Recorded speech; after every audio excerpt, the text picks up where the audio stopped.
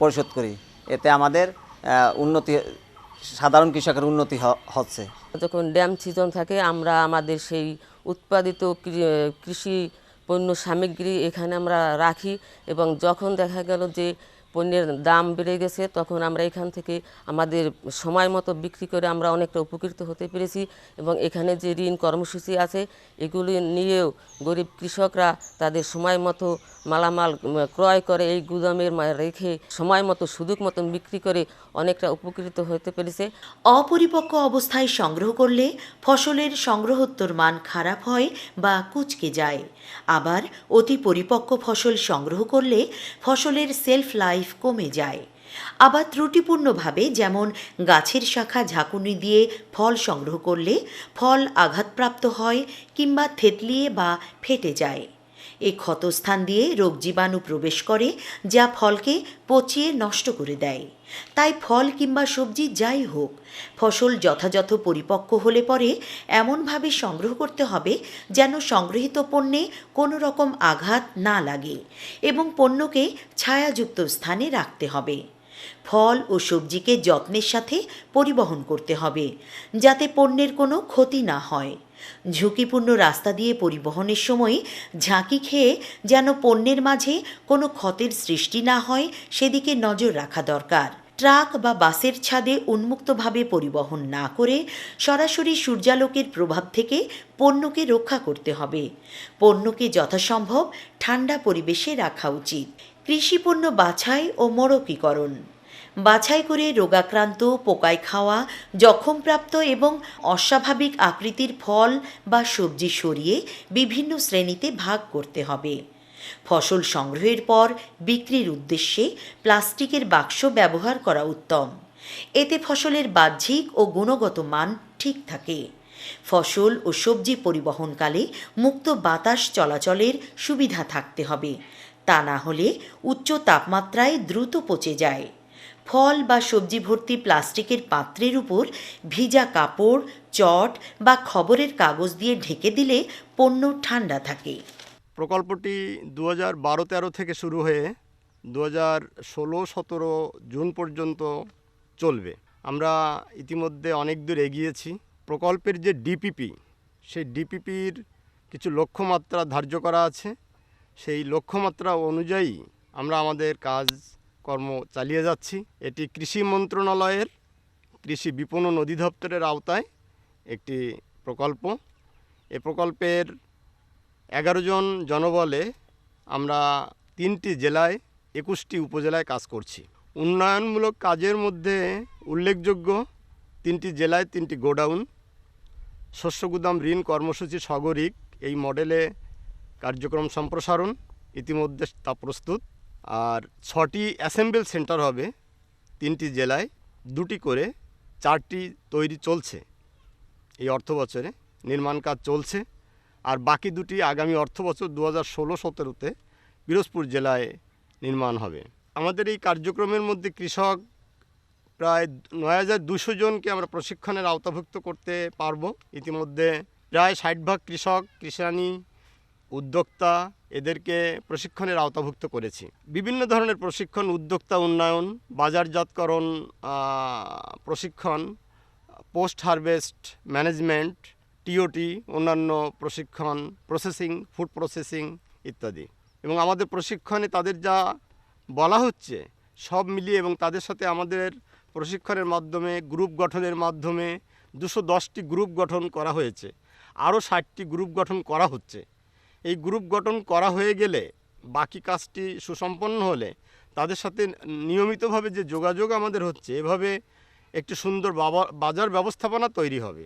আমাদের প্রকল্প মেয়াদের মধ্যেই এবং প্রকল্প মেয়াদ শেষে তারা সরাসরি বাজারজাতকরণ করতে পারবে, দলভিত্তিক বাজারজাত করতে পারবে। আর তাদেরকে নিয়ে আমরা ইতিমধ্যেই একটি ডেটাবেস তৈরি করছি এবং এটিকে আপডেট করা হচ্ছে। আর একটি ওয়েব বেসড সফটওয়্যার তৈরি করা হবে তাদের সবাইকে অন্তর্ভুক্ত করে। আমরা তাদের কন্ট্যাক্ট নাম্বার নিয়েছি, টোটাল পার্টিকুলার্স নিয়েছি, কে কী চাষ করছে, কার কী পরিমাণ জমি আছে, জমির শ্রেণী কী ইত্যাদি বিষয়ে বিশাল একটা ডেটাবেস আমরা তৈরি করতেছি। এই ডেটাবেসের ভিত্তিতে আমরা একটি ওয়েব বেসড সফটওয়্যার তৈরি করব আগামী বছর। ফলে এটি কমপ্লিট হলে চমৎকার সারা বাংলাদেশব্যাপী আমাদের কৃষকের, বিশেষ করে প্রকল্প এলাকার কৃষকদের যে একটি চমৎকার বাজার ব্যবস্থাপনার মধ্যে তারা রয়েছে এটি উপলব্ধি করতে পারবে। এই প্রকল্পের মাধ্যমে কাজ করে আজ আমরা নিজেদের ভাগ্যের পরিবর্তন করেছি। আমরা গ্রামের মহিলারা উৎপাদিত কৃষি পণ্য বাছাই, গ্রেডিং ও প্যাকিং করে বিক্রয় করায় বাড়তি দাম পেয়ে নিজেদের স্বাবলম্বী করেছি। আমাদের বাচ্চারা এখন ভালো কাপড়, ভালো খাবার ও নিয়মিত স্কুলে যায়। পিরোজপুর, গোপালগঞ্জ, বাগেরহাট সমন্বিত কৃষি উন্নয়ন প্রকল্প বিপণন অঙ্গ আমাদের জীবনযাত্রার মান বাড়িয়ে দিয়েছে। আগে এখানে ভালো সবজি হতো না, এখন সবজি সহ বিভিন্ন ফসলের ভালো উৎপাদন হচ্ছে।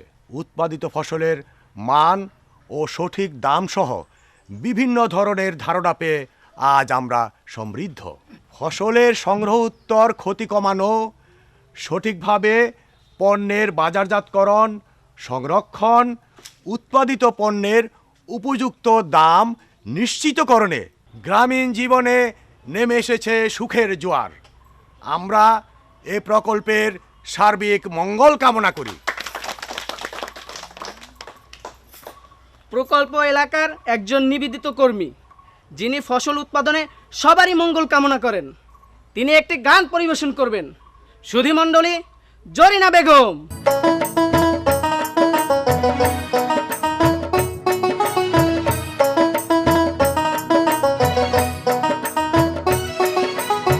ক্ষেতের ফসল হলে ভালো বাড়বে যে তার ফলন, একইভাবে ভাবতে হবে কৃষি বিপণন।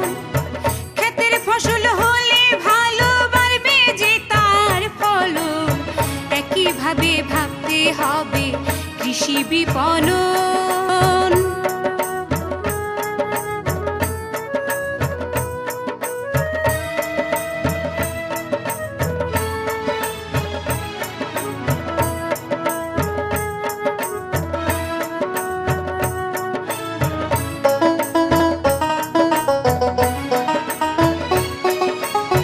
সময় মতো তুলতে ফসল অতি সাবধানে, গ্রেডিং করে রাখতে ঘরে আদর ও যতনে, কোনো ক্ষতি হয় না যেন বাজার বহ, ক্ষতি হয় না যেন বাজারে বহ, একইভাবে ভাবতে হবে কৃষি বিপণন, একইভাবে ভাবতে হবে কৃষি বিপণন।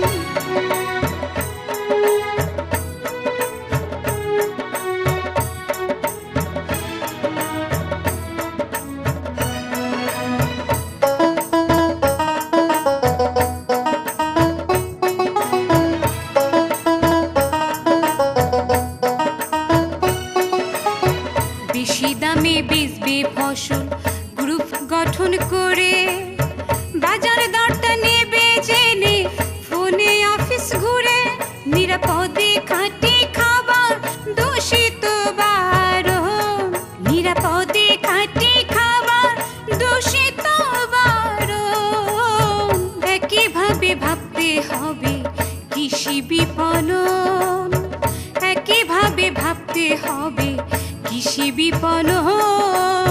ক্ষেতের ফসল হলে ভালো বাড়বে যে তার ফলন, একইভাবে ভাবতে হবে কৃষি বিপণন। ক্ষেতের ফসল হলে ভালো বাড়বে যে তার ফলন, একইভাবে ভাবতে হবে কৃষি বিপণন। চাচা, দোয়া করেন, আজ সবজির বাজার ভালো। তোমার লাগি দোয়া আছে, থাকবে। রাজি থাকবো না কেন? চাচা নিজে কর্মঠ, আর আমিও তো চাচার মতো কাম করতে ভালোবাসি। চাচা, গেলাম, সবজি বেচা কলেজ যাইতে হইব। যাও, ঠিক মতো লেখাপড়া করতে হইব কিন্তু। ঠিক আছে চাচা, দোয়া করেন।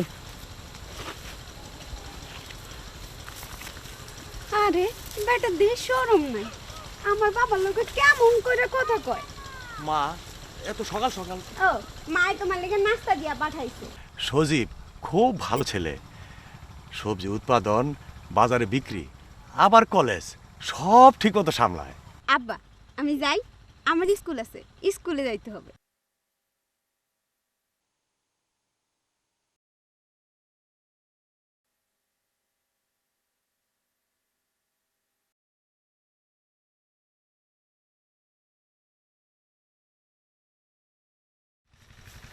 দাদি তুমি পারো? কি করমু, তোর দাদায় নাই, আমি না করলে করবো কেডায়? আমারে তো তুমি আদর করো না, করলে আমারে কল দিতা। কল? তোকে বাড়িতে না কল আছে, তুই আবার কল দিয়ে কি করবি? আরে দাদি পানির কল না, কল হইলো ডাকা, তুমি আমারে ডাকতা। দেহ তো নাতনির ইংরেজি, আমি কি তগ মতন লেখাপড়া করছি নাকি? দরকার হইলে আমারে ডাইকো, আমি তোমার কামে সাহায্য করবো। তয় মানসম্মত উৎপাদন বিপণন করা দরকার। ঠিক আছে দাদু। তয় দাদি আমি যাই, তোমার সবজি বাগান খুব সুন্দর হয়েছে, ঠিক তোমার মতো সুন্দর। আমি তো সুন্দরী আছিলাম, তয় সবজির মতন বয়স নাই। জরি তো সবজির লাগে তুলনাটা খুব দারুণ দিছে।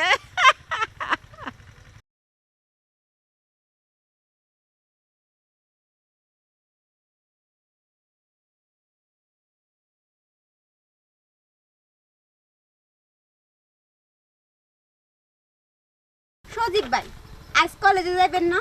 না, আজ ক্লাস নাই। তাই বুঝি সবজি খেতে পইরা আছেন? যত্ন না নিলে ফলন হইব কেমনে? তাছাড়া উৎপাদিত জিনিসপত্র বাছাই, গ্রেডিং ও প্যাকিং করে বিক্রি করলে বাড়তি দাম পাওয়া যায়। সার ওষুধ দিছেন? তা দিছি। তাই তাই একলা একলার পারতেছেন না? তুই বুঝলি কেমনে? টিভিতে সিনেমা দেখি না? সিনেমা আর সবজি ক্ষেতের লগে কি আমার সম্পর্কে এক হইল? এইটাও সিনেমার একটা অংশ। তোর লগে কথাই পারা যাইব না। পড়াশোনা ঠিক মতো কর, তুই ভালো করবি। আপনিও সবজি খেতে ঠিক মতো কাজ করেন আর পড়ালেখাটা ধইরা রাখেন, একদিন ফল পাইবেন। দোয়া করিস, আমিও এই ফলের অপেক্ষায় রইলাম।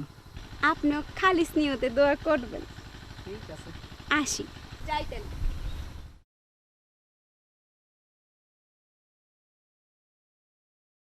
কিরে জরিনা, সারাদিন টই টই করে ঘুরে বেড়ালে কি চলবো? মা তোমার সমিতির খালাগুলোকে আলাপ কইরা তাগো ফসল দেখাইলাম। কেমন দেখলি? অনেক ভালো করতেছে, সবজি দেখা তো টাসকি লাগার মতো। এত সুন্দর ফসল আর মাঠ দেখা চোখ জুড়ায় যায়। গ্রামের মানুষের এখন অভাব দুঃখ চইলা যাব, তারা এতদিন পথ পায় নাই। এই কৃষি বিপণন প্রকল্প আমগো সবার ভাগ্য ফিরাই দিতেছে।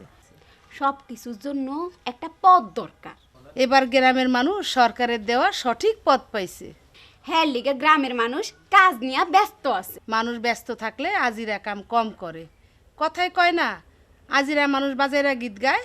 মানুষ কামে ব্যস্ত থাকলে খারাপ কামে সময় পায় না। জরিনা, ল মা, সবজি খেতে পানি দিয়া সমিতির মিটিংয়ে যায়। আজ বাজারজাতকরণের জরুরি আলাপ হইব। তোমার লগে আমিও যামু। ঠিক আছে, সবুজের বুকে একটু পানি দিয়া লই। মা এই সবুজ দেখলে তো চোখ এমনিই ভালো হইয়া যায়। তুই হাসা কথাই কইছস, চৌক আর মন দুইটাই ভরে রে মা। লও দুইজনে সবুজের দিকে একটু তাকায়া থাকি।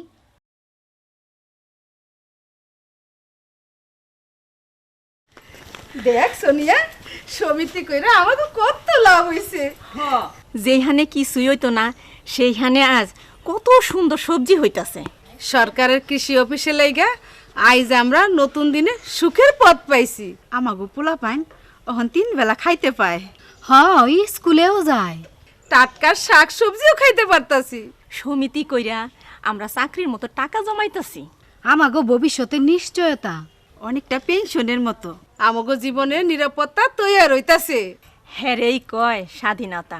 সোনিয়া, তুই একটা দারুণ কথা কইছস রে মা। সব দিক দিয়ে জীবন আমাকে সুন্দর হইতাছে। সরকারের কৃষি মন্ত্রণালয়ের প্রকল্প এই অঞ্চলের কৃষি ক্ষেত্রে বিশাল সুযোগ করে দিছে।